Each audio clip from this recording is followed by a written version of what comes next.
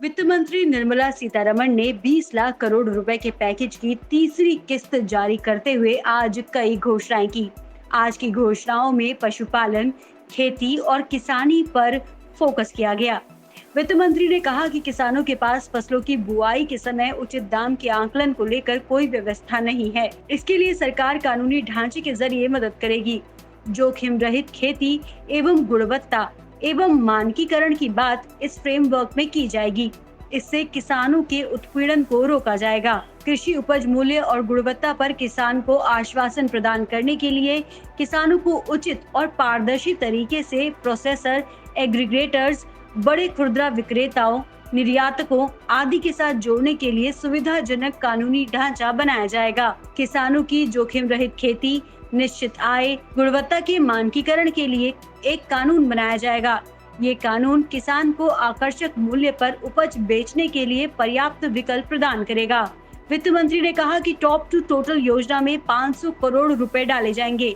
इस योजना में टमाटर, प्याज और आलू के साथ ही अन्य सब्जियों और फलों को भी जोड़ा जाएगा।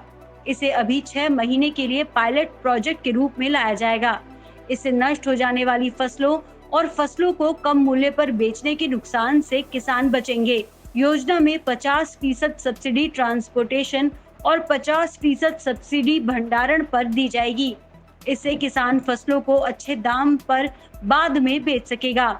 ऑपरेशन ग्रीन का विस्तार टमाटर, प्याज और आलू के अलावा बाकी सभी फल और सब्जियों के लिए किया जाएगा। इसके अलावा घोषणा में कहा गया कि एसेंशियल कमोडिटीज एक्ट में संशोधन किया जाएगा।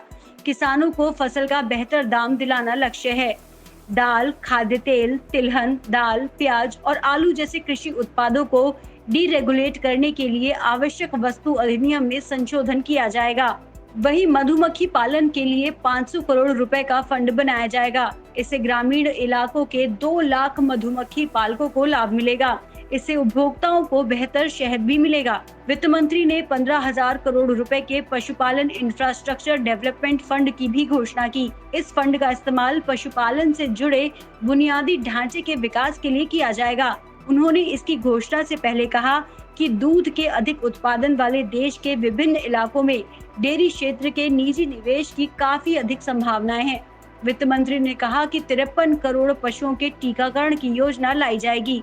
ये 13,343 करोड़ की होगी। इससे हमारे प्रोडक्ट्स की अंतर्राष्ट्रीय स्तर पर मांग बढ़ेगी और दूध उत्पादन बढ़ेगा। प्रधानमंत्री मत्स्य संपदा योजना के तहत मछुआरों के लिए 20,000 करोड़ रुपए के फंड की घोषणा की गई। सरकार समुद्री और अंतर्देशीय मत्स्य पालन के समावेशी विकास के लिए PMMSY की शुरुआत करेगी। हर्बल खेती के क्षेत्र में बढ़ावा देने के उद्देश्य से सरकार ने 4,000 करोड़ रुपए के प्रावधान को मंजूरी दी। 2 साल में लगभग 10 लाख हेक्टेयर में हर्बल प्रोडक्ट्स की खेती होगी, जिससे 5,000 करोड़ की आय किसानों की होगी। इस तरह वित्त मंत्री निर्मला सीतारमण ने आज खेती, पशुपालन और डेयरी प्रोडक्ट्स को बढ़ावा देने के लिए कई बड़े ऐलान किए।